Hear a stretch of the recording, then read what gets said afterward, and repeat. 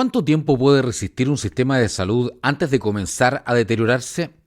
Porque probablemente ahí está una de las discusiones más incómodas que enfrenta hoy Chile.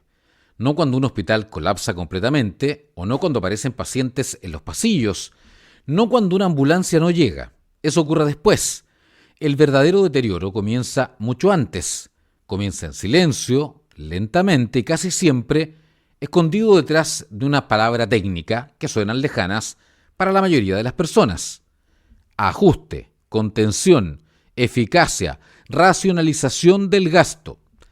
Porque cada vez que el poder político habla de optimizar recursos en salud pública, lo que realmente se está discutiendo es otra cosa. Es tiempo de espera, es capacidad de atención, es resistencia hospitalaria y finalmente dignidad humana. Y quizá eso es precisamente lo que hoy comienza a abrir el nuevo debate sobre los recortes presupuestarios en salud impulsados por el gobierno. Esto es Anatomía del Poder.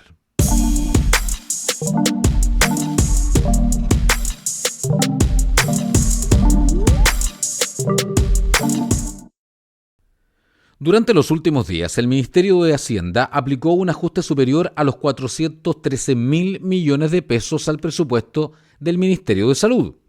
El recorte equivale aproximadamente al 2,4% del presupuesto anual de la cartera. Y aquí aparece algo importante. El gobierno insiste en que estos ajustes corresponden principalmente a gastos operacionales y que no existiría afectación directa sobre los pacientes, ni mucho menos sobre las prestaciones clínicas esenciales. Eso hay que decirlo con claridad, pero también hay que decir que no se han anunciado cierres de hospitales, no se han eliminado garantías GES, no existe un reconocimiento oficial de reducción de atención médica, nada de eso.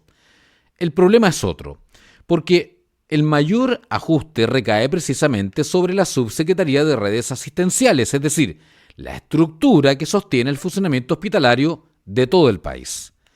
Ahí la reducción supera los 147.000 millones de pesos. FONASA no se queda atrás. También enfrenta un ajuste superior a los 259.000 millones. Y aquí aparece una pregunta extremadamente delicada. ¿Puede existir realmente un recorte administrativo dentro de un sistema sanitario que ya opera bajo presión permanente? Porque convengamos que un hospital no funciona solamente con médicos y enfermeras. Funciona con una estructura gigantesca que normalmente permanece algo invisible para la ciudadanía. Horas extraordinarias, sistemas informáticos, reemplazos, abastecimiento, mantención, el traslado de los pacientes, los equipos técnicos, la esterilización, los contratos de apoyo, logística, compras, gestión interna, etc. La salud pública no es solamente un pabellón quirúrgico. Es una máquina compleja que funciona permanentemente al límite. Y ahí aparece algo importante. Los sistemas sanitarios rara vez colapsan de golpe. Primero comienzan a desgastarse muy silenciosamente, una compra que se retrasa, un reemplazo que no llega, una mantención que se posterga, un turno que se hizo más largo, menos capacidad de reacción o más presión sobre los equipos. Después aparece el agotamiento y finalmente llega usted, el paciente. Porque la experiencia internacional demuestra algo extremadamente incómodo. Los ajustes sanitarios muchas veces tardan meses o incluso años en mostrar sus efectos visibles. Pero cuando finalmente aparecen, normalmente ya es demasiado tarde. Y Chile no llega a esta discusión desde un sistema relajado o sobredimensionado. Llega precisamente de uno profundamente tensionado. Según cifras oficiales del Ministerio de Salud, durante 2025 más de 2,7 millones de personas salieron de lista de espera no GES. El tiempo promedio para consultas de especialidad bajó desde 336 días en 2022 a 226 días en 2025. El dato parece positivo y en parte lo es, porque demuestra que existía un esfuerzo por recuperar capacidad después de la pandemia y años de saturación del sistema. Pero el problema es otro. La cifra también revela el tamaño gigantesco de la presión acumulada, porque detrás de cada número existe una historia concreta. Una persona esperando, por ejemplo, traumatología, un adulto mayor esperando una cirugía, una familia esperando una resonancia, un paciente esperando un diagnóstico. Y aquí aparece algo brutal sobre la salud pública. Las listas de espera muchas veces se presentan como estadísticas, pero no son solamente estadísticas. Son tiempo humano que está suspendido. Son personas que viven meses sin saber cuándo serán atendidas, cuándo volverán a caminar, cuándo alguien finalmente les va a decir qué es lo que tienen. Y ahí la discusión deja de ser económica. Se transforma en algo mucho más profundo. Porque cuando el Estado ajusta salud pública, no está administrando solamente recursos, también administra incertidumbre. Y probablemente ahí aparece una de las mayores contradicciones del debate actual. Porque Chile mantiene un sistema público ya tensionado, pero al mismo tiempo sigue estando por debajo del promedio OCDE en varios indicadores sanitarios clave. Mire, ponga atención. Según la OCDE, Chile tiene 2,9 médicos por cada 1.000 habitantes. El promedio OCDE supera los 3,7. Chile tiene 3,7 enfermeras por cada 1.000 habitantes. La OCDE supera las 9 enfermeras por cada 1.000. Chile posee cerca de 2 camas hospitalarias por cada 1.000 personas. El promedio OCDE supera las 4. Y quizás uno de los datos más duros. El gasto de bolsillo en salud en Chile alcanza cerca del 30% del gasto total sanitario. La OCDE promedia alrededor del 18%. Eso significa algo extremadamente importante. Cuando el sistema público se debilita, las familias terminan absorbiendo parte importante del costo. Más exámenes particulares, más endeudamiento, comienzan las rifas, los beneficios, más dependencia del sistema privado.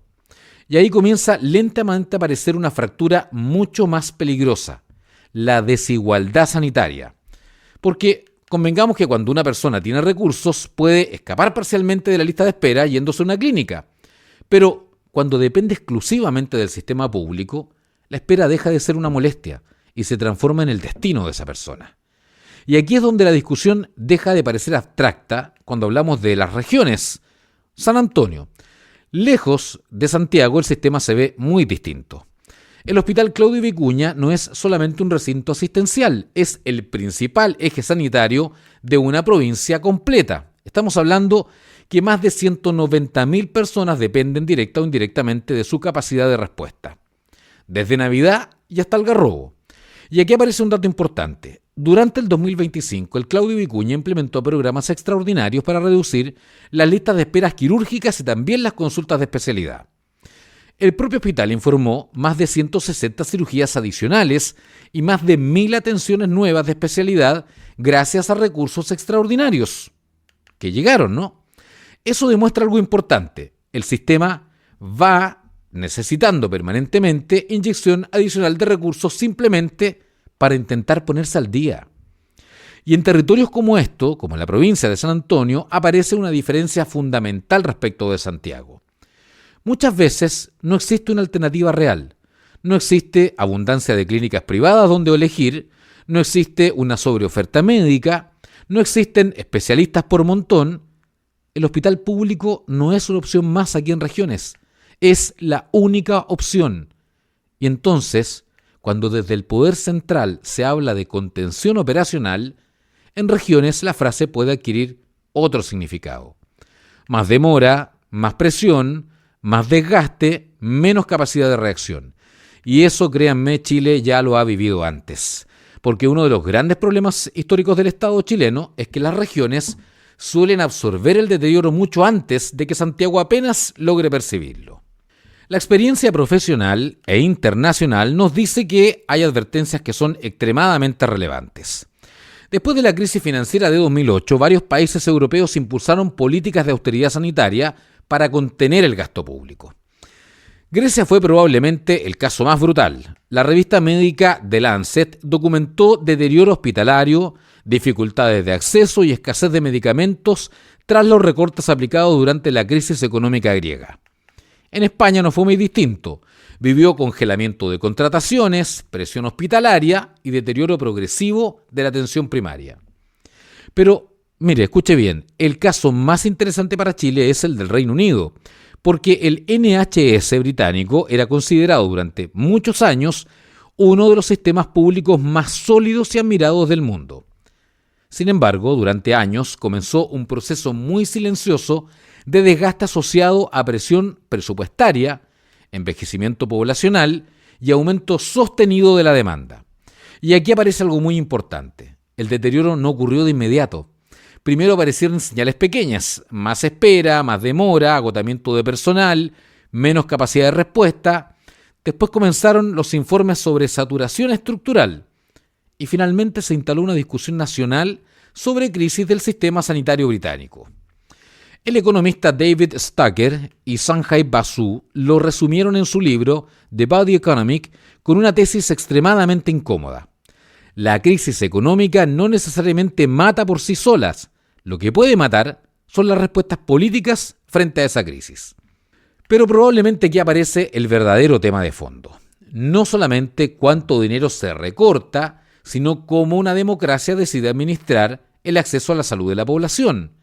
Porque desde Hacienda un ajuste puede verse como responsabilidad fiscal, como control del déficit, contención del gasto, orden financiero si usted quiere. Pero desde una sala de espera la lógica cambia completamente. Ahí la eficiencia se mide distinto. Se mide en cuánto demora una cirugía, en cuánto tarda un examen, cuánto espera una persona por un especialista o cuánto tiempo puede resistir una familia antes de endeudarse para entenderse. Y entonces aparece una de las preguntas más incómodas de todas. ¿Hasta qué punto un país puede seguir ajustando su sistema sanitario sin terminar ajustando también la dignidad de las personas?